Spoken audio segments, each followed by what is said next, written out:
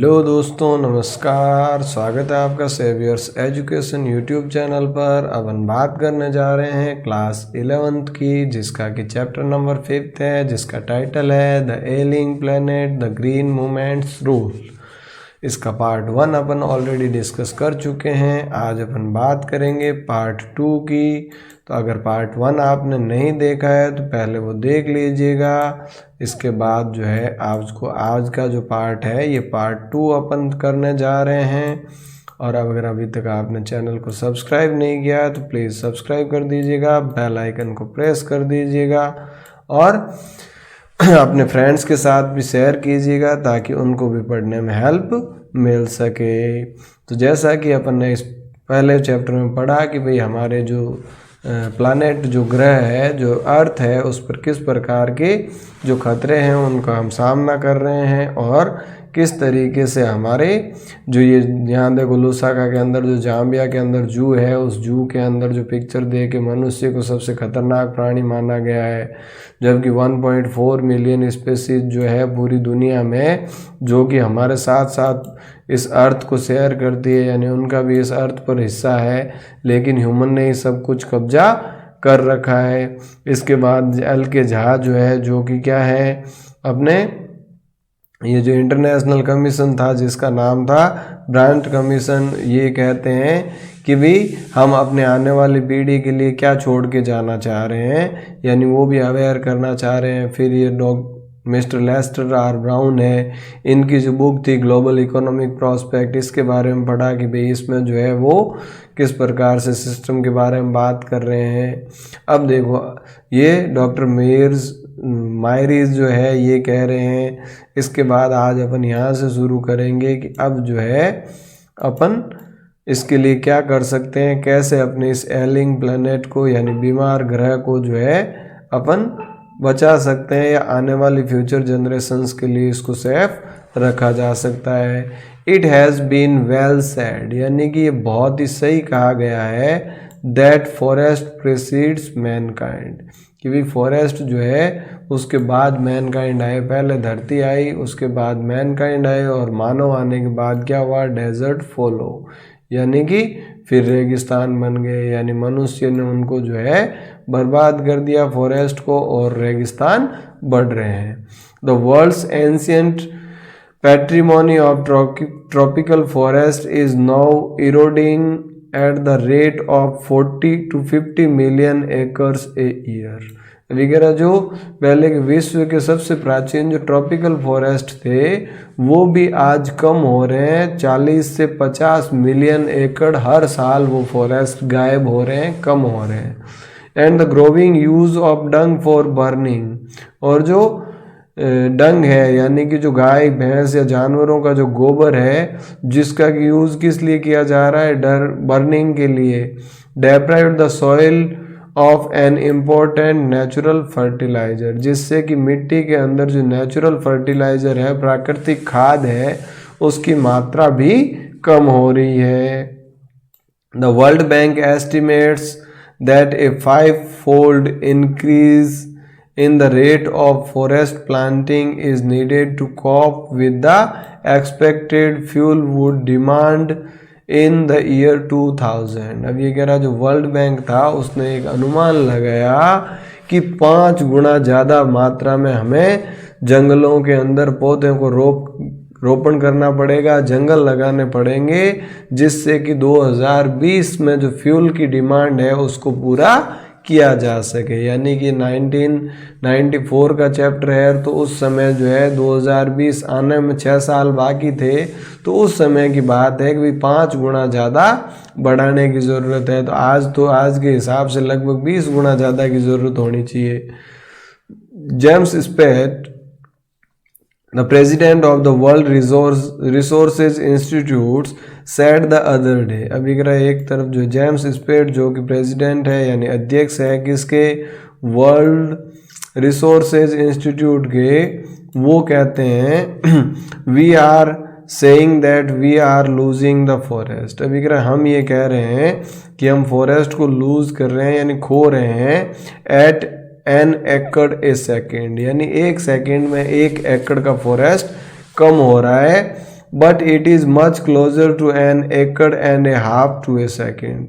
लेकिन ये कहना उचित रहेगा कि भाई जो है 1 सेकेंड में अपन 1.5 एकड़ फॉरेस्ट जो है कम हो रहा है, यानी कि इसकी डिफॉरेस्टेशन के कारण हर सेकेंड 1.5 एकड़ जंगल कम हो रहा है। तो देख लो 24 घंटे में कितना हो जाएगा, एक दिन में, फिर 1 महीना, फिर 1 साल, और इतने सालों में कितना अपन ने नुकसान पहुंचाया है, इसका एस्टिमेट आप लगा सकते हो। Article 48A of the constitution of India. अब अगर भारतीय संविधान का जो आर्टिकल धारा जो है 48A है, प्रोवाइड्स, वो ये कहती है that the state shall endeavour to protect and improve the environment, कि भाई ये राज्य का कर्तव्य होगा कि वो पर्यावरण का संरक्षण करे, उसकी रक्षा करे, and to safeguard the forest, और वो जंगल की सुरक्षा प्रदान करे, and wildlife of the country, और देश के अंदर जो वन्य जीव है उनकी रक्षा करे। But what causes endless anguish is the fact, लेकिन सबसे ज़्यादा पीड़ा देने वाला तथ्य यह है that the laws are never respected nor enforced in India. लेकिन भारत में न तो कानून की कोई रेस्पेक्ट है और न ही इनको सख्ती से लागू किया जा सकता है। अभी अगर भारतीय संविधान की आर्टिकल 48A में ये लिखा हुआ तो है, लेकिन इसका सख्ती से न तो पालन किया जा रहा है, न ही कोई रेस्पेक्ट किया जा रहा है। फॉर इंस्टेंस, अभी अगर उदाहरण के लिए, the constitution says that casteism, untouchability and bonded labor shall be abolished, but they flourish shamelessly even after 44 years of the operation of the constitution। अभी अगर एक उदाहरण के लिए अगर अपन बात करें तो भारतीय संविधान ये कहता है, देखो भारतीय संविधान क्या बता रहा है कि भारतीय संविधान किसके बारे में मनाही कर रहा है, कास्टिज्म, कास्टिज्म का मतलब जो है जातिवाद, अनटचेबिलिटी का मतलब छुआछूत, एंड बॉन्डेड लेबर, और बंधुआ मजदूर को जो है खत्म कर दिया है संविधान के अनुसार। लेकिन आज संविधान के उस समय 44 इयर्स थे, तो आज तो कितने 1950 से अगर लें तो 70 साल हो गए। 70 साल के बाद भी ये सारी चीज़ें मौजूद है।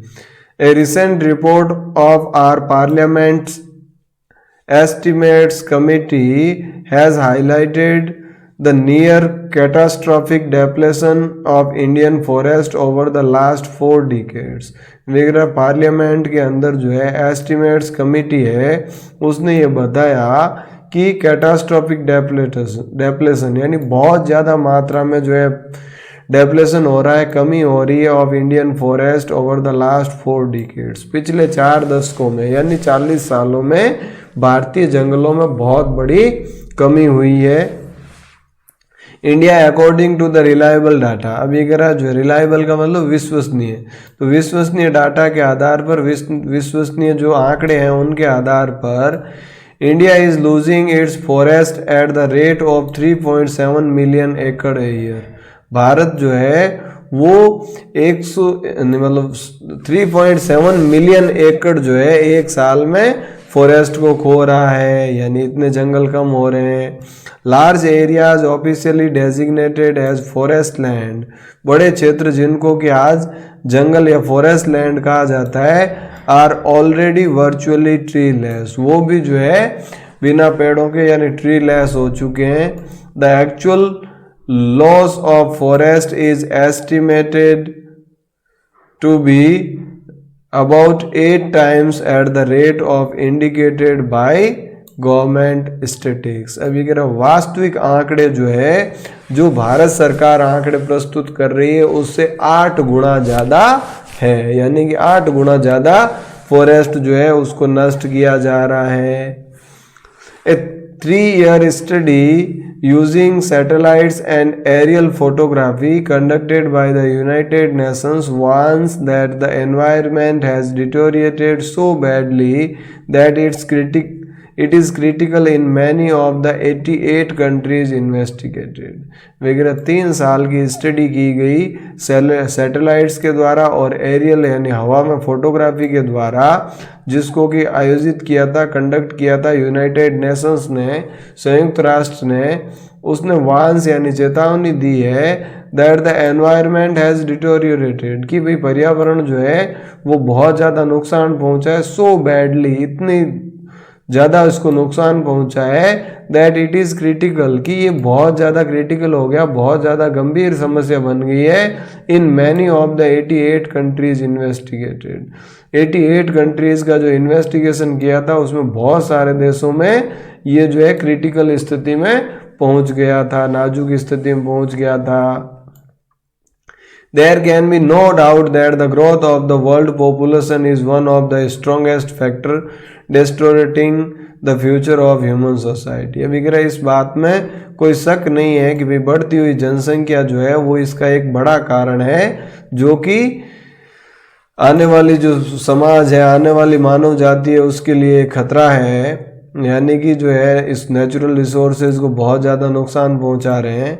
It took mankind more than 1 million years to reach the first billion. अब ये कह रहा पहला बिलियन, 1 बिलियन जनसंख्या जो है वो पूरी होने में लगभग हमें मोर देन 1 मिलियन ईयर्स, 1 मिलियन 1000 साल लगे होंगे।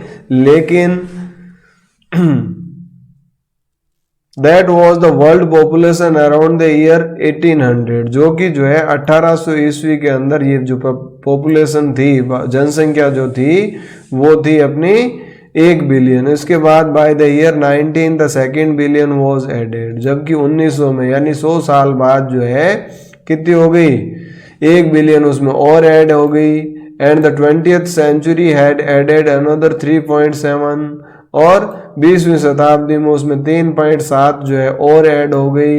And the present world population is estimated at 5.7 billion, और एट प्रेजेंट टाइम यानी कि ये बात कर रहा है 1994 की, कि भाई उस समय वर्ल्ड की पॉपुलेशन जो है वो 5.7 बिलियन थी, तो आज लगभग 8 बिलियन के करीब होगी। Every 4 days the world population increases by 1 million। अभी कह रहा हर 4 दिन में, प्रत्येक 4 दिन बाद भारत ये पूरे विश्व की जनसंख्या 1 मिलियन बढ़ रही है। Fertility falls as income rise, education spread and health improves. अब इसमें बहुत अच्छी बात कही गई है कि भाई फर्टिलिटी का मतलब होता है जनन क्षमता, बच्चों को पैदा करने की जो क्षमता है।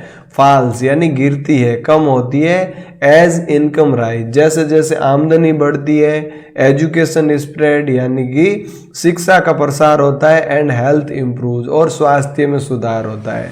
यानी कि जिन लोगों की इनकम अच्छी है, जो अच्छे पढ़े लिखे हैं, जिनकी हेल्थ जो है अच्छी है, वहाँ पर क्या है, फर्टिलिटी रेट कम है। यानी कि वो लोग इसके बारे में जागरूक है और परिवार नियोजन के सारे उपाय वो अपनाते हैं। thus development is the best contraceptive, और ये कह रहा है ये जो डेवलपमेंट है ये सबसे अच्छा कंट्रासेप्टिव है। कंट्रासेप्टिव का मतलब गर्भ निरोधक, जिससे कि जनसंख्या को नियंत्रित किया जा सके। तो ऐसा विकास हो जाए, यानी कि लोगों की इनकम बढ़ जाए, एजुकेशन का प्रसार हो जाए और हेल्थ कंडीशंस इंप्रूव हो जाए, तो अपने आप फर्टिलिटी जो है वो कम हो जाएगी। बट डेवलपमेंट इटसेल्फ में नॉट बी पॉसिबल, लेकिन ऐसा डेवलपमेंट, ऐसा विकास अपने आप में संभव नहीं है। If the present increase in numbers continuous, क्योंकि वर्तमान समय के हिसाब से अगर यही संख्या बढ़ती गई तो इसमें ये जो डेवलपमेंट है ये भी पॉसिबल नहीं होगा। The rich get richer and the poor beget children which condemns them to remain poor. अभी कह रहा रिच जो है, अमीर लोग जो है और अमीर हो रहे हैं, जबकि द पुअर बिगेट चिल्ड्रन, गरीब जो है वो बच्चा पैदा कर रहे हैं, विच कंडेम्स देम रिमेन पुअर, जिसके कारण वो और ज़्यादा गरीब बने रह रहे हैं। आज की स्थिति में भी अगर आप देखें तो जो पढ़ा लिखा फैमिली है, पढ़ी लिखी परिवार है या जिसका इनकम अच्छा है, उसमें बच्चों की संख्या कम होगी, और जो गरीब है या अनपढ़ है उन परिवारों में बच्चों की संख्या ज़्यादा होगी। तो ये कह रहा है अमीर लोग और अमीर होते जा रहे हैं, जबकि गरीब जो है वो बच्चा पैदा करने में ही लगे हुए हैं, और उनके कारण उनकी गरीबी जो है वो निरंतर बनी हुई है।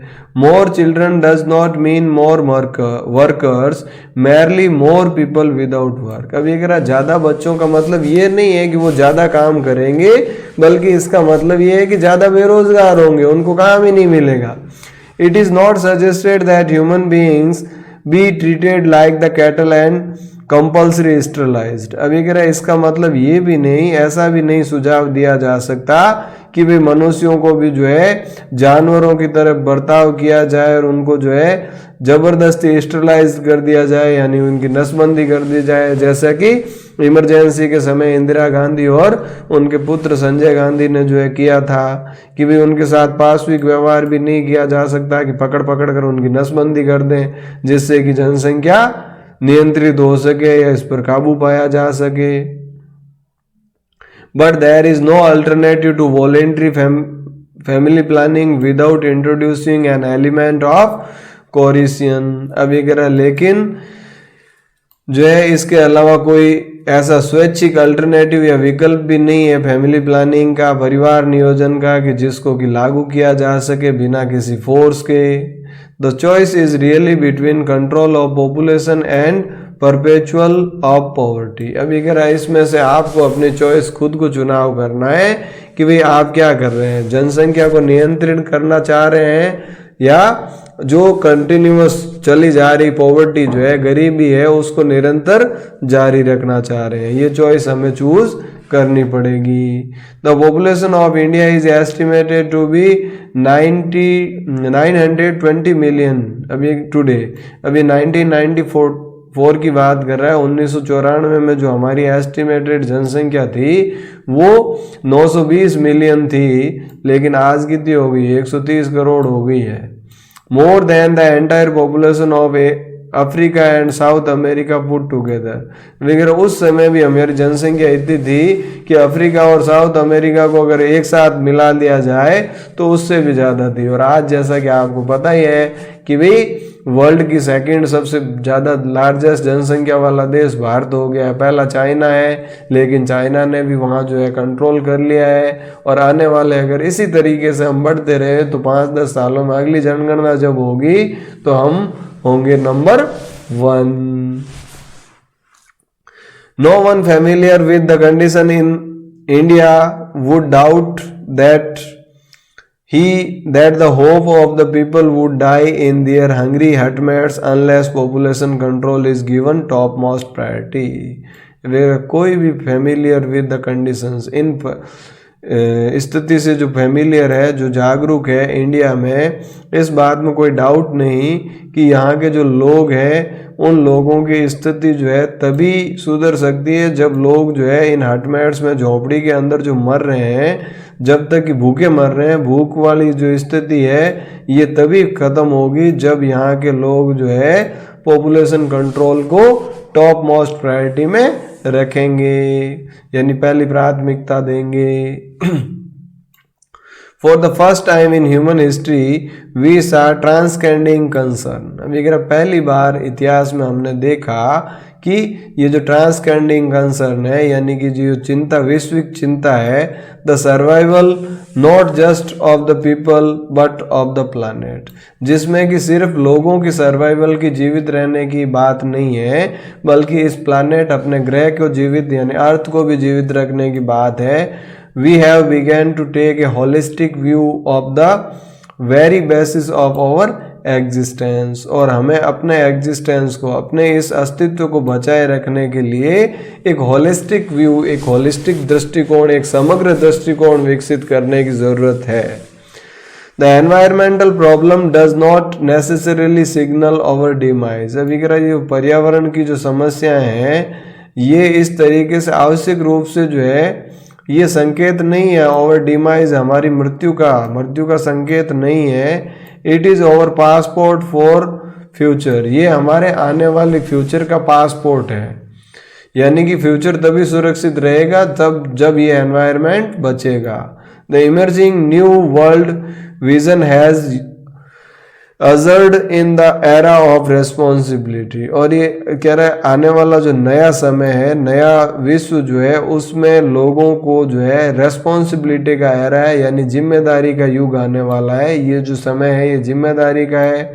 इट इज़ होलिस्टिक व्यू, और यही समग्र दृष्टिकोण है। एन इकोलॉजिकल व्यू, और यही जो है इकोलॉजिकल व्यू है। Seeing the world as an integrated whole, जिसमें कि पूरी दुनिया को एक अभिन्न, एक इंटीग्रेटेड, एक अभिन्न हिस्से के रूप में समझा जाए, rather than disassociated collection of part, बजाय इसके कि अलग अलग इसके हिस्सों को इकट्ठा किया जाए, इसके बजाय इसको जो है एक अभिन्न हिस्से के रूप में देखने की जरूरत है। Industries has a most crucial role to play in this new era of responsibility, और industries has the most crucial role, यहाँ सबसे ज़्यादा जो क्रूशल रोल है वो है इंडस्ट्रीज का, यानी उद्योगों का इस नई एरा ऑफ रेस्पॉन्सिबिलिटी में, जिम्मेदारी के इस युग में। What A transformation would be affected, कि भी ये ट्रांसफॉर्मेशन जो है, ये बदलाव जो है किस प्रकार से इफेक्ट करेगा।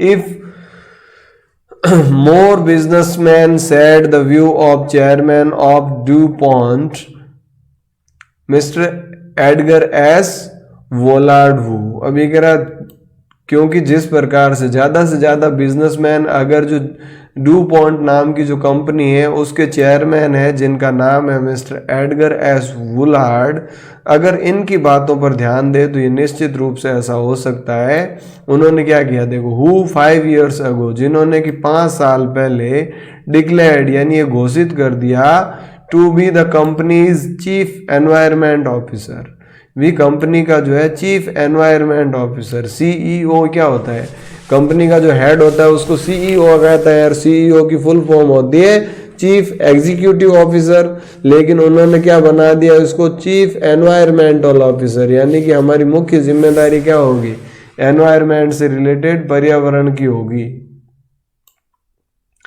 ही सेड, और वो कहते हैं, ओवर कंटिन्यूड एग्जिस्टेंस, कि भी हमारा अगर लगातार अस्तित्व को बनाए रखना है, एज ए लीडिंग मैन्युफैक्चरर, यानी एक अग्रणी उत्पादनकर्ता के रूप में, requires that we excel the environmental performance, तो इसके लिए ज़रूरी है कि हम जो है इस एनवायरमेंटल परफॉर्मेंस को, पर्यावरण के प्रदूषण को भी बेस्ट रखें।